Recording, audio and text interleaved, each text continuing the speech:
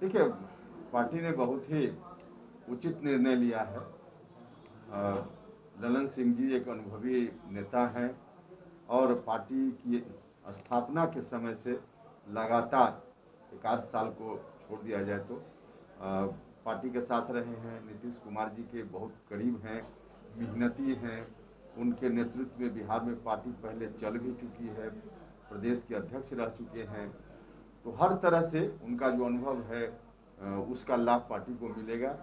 और भारतीय जनता पार्टी से जो अलायंस है, उस अलायंस में भी एक कारगर भूमिका में जनता दल यूनाइटेड की ओर से वकालत करने में सक्षम है। तो कुल मिला कर उनका सिलेक्शन पार्टी के लिए बहुत ही हितकर होगा। आगे आने वाले दिनों में यह साबित होगा। सबको लेकर साथ चल पाएंगे पार्टी में? नहीं, पार्टी इसमें सबको साथ लेकर चलना तो है ही, और उसके आधार पे ललन सिंह जी में यह सलाहियत है कि सबको लेकर साथ लेकर चल सके। तो सभी को साथ लेकर निश्चित रूप से पार्टी चलेगी, ललन सिंह जी चलेंगे। सर, राष्ट्रीय स्तर पे तो ललन सिंह देखेंगे पार्टी को, लेकिन बिहार के स्तर पे उपेंद्र कुशवाहा के नाम की चर्चा सबसे तेज चल रही है। बिहार में का आप दौरा कर रहे, जगह जगह जा रहे हैं सर, क्या आने वाले समय में बिहार में उपेंद्र कुशवाहा की बड़ी भूमिका होने वाली है? देखिए, आज भी उपेंद्र कुशवाहा की जो भूमिका है बिहार में बड़ी भूमिका ही है, और लोगों की भूमिका है। हम ऐसा नहीं कहते कि अकेले उपेंद्र कुशवाहा की भूमिका है। और यह सच है कि बिहार से बाहर पार्टी की स्थिति उतनी मजबूत नहीं है जितनी मजबूत स्थिति बिहार में है। तो पार्टी के लिए तो सबसे ज़्यादा फाउंडेशन बिहार में ही है। यही पार्टी जितनी मजबूती से आगे खड़ा हो पाएगी, उतना ही फैलाव देश के अन्य राज्यों में पार्टी का होगा। तो उस दृष्टि से यहाँ ज़्यादा काम करने की ज़रूरत है, और उसमें हम सब लोग हैं और भूमिका सबकी है, उसमें उपेंद्र कुशवाहा की भी भूमिका है। प्रदेश अध्यक्ष को लेकर भी काफी चर्चा हो रही है कि जो अभी वर्तमान में प्रदेश अध्यक्ष हैं उनकी जगह आने वाले समय में उपेंद्र कुशवाहा। नहीं, देखिए, उस तरह का नहीं है। बिल्कुल हम सब लोग एक दूसरे के सहयोगी हैं, और आदरणीय नेता नीतीश कुमार जी के नेतृत्व में सभी लोग काम कर रहे हैं। और जैसा कि हमने बार बार कहा है कि संकल्प है हम सभी का कि जनता दल यूनाइटेड को बिहार में फिर से नंबर 1 की पार्टी बनाने का काम करना है। तो इस काम में एक कार्यकर्ता के रूप में, एक सिपाही के रूप में नीतीश कुमार जी के नेतृत्व में उपेंद्र कुशवाहा काम कर रहा है, मजबूती से करते रहेंगे। बाकी क्या कुछ होता है पार्टी में फेरबदल, उस पर मेरा ध्यान न पहले था, न आज है, न आगे रहेगा। एक ही लक्ष्य हमारा है। अर्जुन की तरह जिस तरह से मछली की आंख पर उसकी नज़र होती थी, उसी तरह से उपेंद्र कुशवाहा की नज़र एक ही जगह है, और वह है पार्टी को नंबर 1 बनाने का काम। राष्ट्रीय अध्यक्ष के रेस में आपका भी नाम था, ऐसी बातें सामने आ रही हैं? नहीं, रेस उसमें कहीं नहीं था। यहाँ कोई इलेक्शन में वोट मांगने की बात थोड़ी थी कि कौन किसके साथ, जनता किसके साथ या कार्यकर्ता, उसका कोई मामला ही नहीं था। मीडिया में जो कुछ खबर चल रही थी उसके चलते इस तरह का वातावरण बन गया था, वरना कोई रेस की बात नहीं थी। वहाँ पार्टी में सब लोगों के परामर्श से आदरणीय नीतीश कुमार जी को निर्णय लेना था। नीतीश कुमार जी ने निर्णय लिया। ऑपोजिशन ये कह रहा है कि मजबूरी में लिया गया फैसला, नहीं तो पार्टी में टूट तय थी। अगर वो ललन सिंह जगह किसी और को बनाते तो पार्टी में टूट तय थी। भैया, कहने वाले तो यह भी कहेंगे कि उपेंद्र कुशवाहा नाराज है। उपेंद्र कुशवाहा भी कुछ कर सकते हैं। बिल्कुल वाहियात बातें हैं। पार्टी में जिनको जो जगह मिली पार्टी के पद पर काम करने के लिए मिली है, जिनको नहीं भी मिली सब लोग पार्टी में हैं। तो ललन सिंह जी को पहले राष्ट्रीय अध्यक्ष ललन सिंह जी तो नहीं थे, अभी 6 महीना पहले तो राष्ट्रीय अध्यक्ष का चुनाव हुआ था, तो कहाँ ललन सिंह जी उसके लिए परेशान थे। इसलिए ऐसा विपक्ष का कहना बिल्कुल वाहियात बात है। एक और मैटर है जो सबसे तेजी से उठाया, कास्ट सेंसस पे भी कल बात हुई आप लोग की मीटिंग में। हाँ, निश्चित रूप से। देखिए, कास्ट सेंसस कोई आज की बात नहीं है, बहुत पुराना डिमांड है, और कोई पॉलिटिकल पार्टी नहीं, हम लोगों का मामला नहीं। सुप्रीम कोर्ट, अलग अलग राज्यों से हाई कोर्ट, सबने कई बार कहा है सरकार से कि आप बनाते हैं योजना अलग अलग सोसाइटी के सेक्टर के लिए, उत्थान के लिए, तो उनकी आबादी कितनी है इसकी जानकारी तो है ही नहीं आपके पास। लगभग 100 साल पहले गणना हुई थी 1931 में, और उसके बाद कोई गणना नहीं हुई। तो तमाम जाति के लोगों की संख्या कितनी है यह जानना बहुत ही आवश्यक है।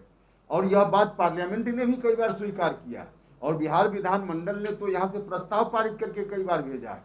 और 2018 में जब हम मंत्री थे, मेरे सामने की बात है, राजनाथ सिंह जी पार्लियामेंट के अंदर, लोकसभा के अंदर स्पष्ट रूप से उन्होंने कहा था कि जो अब जनगणना 2021 में होगी, उस गणना के साथ साथ जातीय जनगणना भी होगी। उन्होंने साफ साफ मंत्री के रूप में पार्लियामेंट में कहा है। अब उसके बावजूद इसमें कंफ्यूजन अगर कहीं से है तो मुझको लगता है कि यह ठीक नहीं तो है। इसकी शुरुआत सर बिहार से क्यों नहीं करते हैं? जो कर्नाटक मॉडल के बारे में चर्चा होती है, तो बिहार सरकार अपने संसाधन से क्यों नहीं देखिए, करती? बिहार सरकार या कोई राज्य की सरकार अपने हिसाब से एक राज्य में कर ले, उसका बहुत फायदा नहीं होना है। देश के स्तर पे भारत सरकार भी योजना बनाती है। भारत सरकार की नौकरियों में भी आरक्षण की व्यवस्था लागू है। कई जात ऐसी है जो बिहार में आपको पिछड़ी जात में है और उत्तर प्रदेश में जाइएगा तो पिछड़ी जात में नहीं है। तो पूरे देश की गणना की जरूरत है। कोई एक स्टेट गणना कर भी ले तो उसका बहुत लाभ नहीं होने वाला है। कोई या किसी को मैसेज देने की कोशिश नहीं है।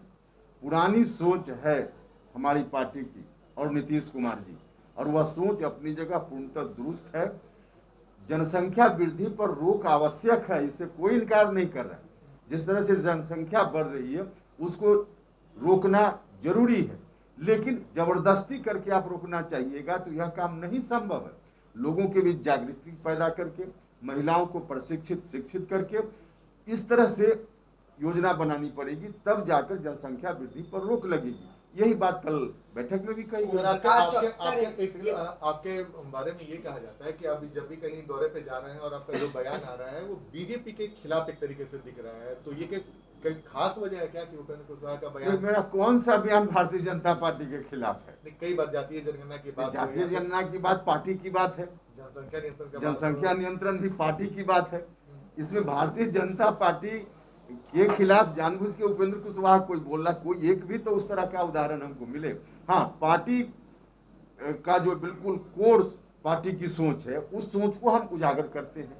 पार्टी के हम वकील हैं, तो स्वाभाविक रूप से पार्टी सोशल जस्टिस और सेकुलरिज्म के आधार पर गठित हमारी पार्टी है।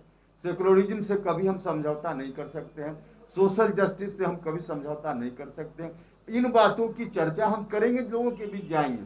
अब इसके लिए किसी को अदरवाइज लगता है तो मुझको लगता है कि नहीं लगना चाहिए। ओम प्रकाश चौटाला से आज मुख्यमंत्री नीतीश कुमार मिल रहे हैं जातीय जनगणना को लेकर।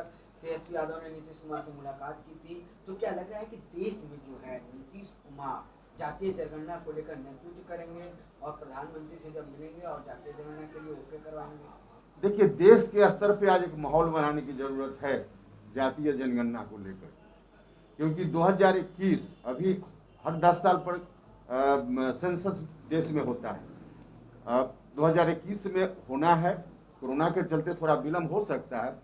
अगर इस बार नहीं हुआ तो फिर अगला 10 साल इंतजार करना पड़ेगा, और तब तक इतना नुकसान, रोज नुकसान हो रहा है, और इस नुकसान को अगर आगे 10 साल के लिए और बढ़ा दिया जाए तो यह किसी के साथ न्याय नहीं होगा।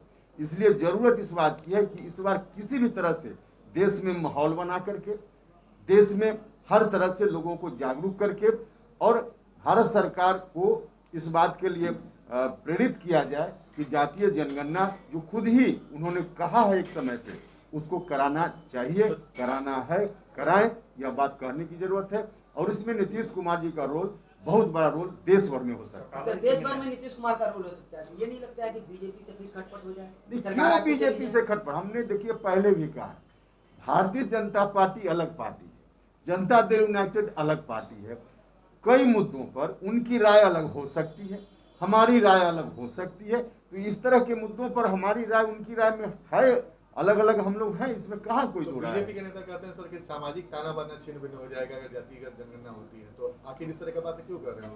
देखिए, धर्म के आधार पे तो गिनती होती है, तो उसको भी बंद कर देना चाहिए, क्योंकि धार्मिक फिर उससे भी ताना बाना बिगड़ता है। कहीं से ताना बाना बिगड़ने जैसी बात नहीं है। जो ताना बाना बिगड़ने की बात है, जातीय जनगणना से और ताना बाना ठीक होगा, सामाजिक समरसता आएगी, इससे कहीं बिगड़ेगा नहीं, बल्कि सामाजिक समरसता आएगी, और इसकी आवश्यकता है। देखिए, जो ओबीसी की जातियां हैं, ओबीसी में भी कुछ जाति ऐसी है जो सबसे ज्यादा लाभ ले रही है, और बहुत सारी जातियां हैं जिनको आज तक कोई लाभ नहीं मिला। एससी में भी उसी तरह की स्थिति है।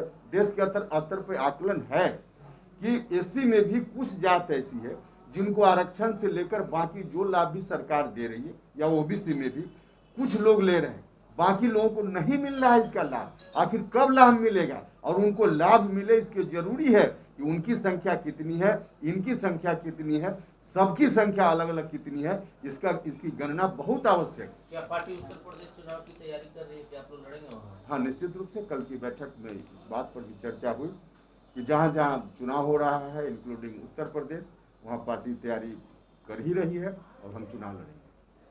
नीतीश कुमार ने कहा था पार्टी की बैठक में कि उपेंद्र कुशवाहा जी की जो इच्छा है उसकी पूर्ति होगी। क्या इस बैठक में कुछ नहीं ना, पार्टी की इच्छा है वही उपेंद्र कुशवाहा की इच्छा है। हमने कहा कि नंबर 1 पार्टी बिहार में बनाना है जेडीयू को, तो यही इच्छा हमारी है और पार्टी की इच्छा है, उसमें कुछ अलग से अर्थ लगाने की जरूरत नहीं। अच्छा, निकल रहे यात्रा पर कहाँ जाए क्या? देखिए, हमारी यात्रा जो पूरे बिहार के लिए निर्धारित है, हमने 2 चरण की यात्रा समाप्त कर ली है और तीसरे चरण की यात्रा में हम निकल रहे हैं। अभी यहाँ से जाएंगे नौगछिया, और आज नौगछिया रात्रि विश्राम होगा, कल भागलपुर, उसके दूसरे दिन बांका, उसके तीसरे दिन जमुई, फिर शेखपुरा, नवादा करते हुए 7 को हम यहाँ लौटेंगे। तो तीसरा चरण का यह कार्यक्रम है और उसके बाद आगे आने वाले दिनों में बाकी चरणों में भी कार्यक्रम संपन्न होगा। सर, एक सवाल था मेरा, थोड़ा अलग हटके है। हर नागरिक को किसी भी धर्म को अपनाने का अधिकार है, अपनी मर्जी से वो शादी भी कर सकता है, लेकिन जो धर्म के ठेकेदार हैं वो कहीं ना कहीं बाहुबल, माने जो अधिक धर्म है और दूसरे धर्म में कन्वर्ट हो रहे हैं, तो कहीं ना कहीं देश जो है वो कमजोर होता दिख रहा है। देखिए, सबसे पहले तो धर्म का ठेकेदार किसी को होना ही नहीं चाहिए। धर्म व्यक्तिगत चीज है, हमारे लिए, आपके लिए, सबके लिए। हमारी आपकी सबकी स्वतंत्रता है और हिंदुस्तान का संविधान इस स्वतंत्रता की रक्षा करता है, जिसको जो धर्म मानना हो। अब कुछ लोग यह मानते हैं कि हम ही धर्म चलाते हैं। धर्म चलाने की बात नहीं है, धर्म तो अंदर की आस्था की चीज है। तो उसके आधार पे अगर कहीं कोई बात होती है और लोगों की ओर से यह कहते हुए कि हम ही खास धर्म के हितैषी हैं, इसलिए इसकी रक्षा हम करेंगे और धर्म का कोई परिवर्तन कर रहा है वह गलत है, तो उनका एक्शन गलत है। धर्म परिवर्तन व्यक्तिगत इच्छा से कोई कर सकता है, कभी कर सकता है, उसमें कोई भी दिक्कत, कोई आपत्ति नहीं।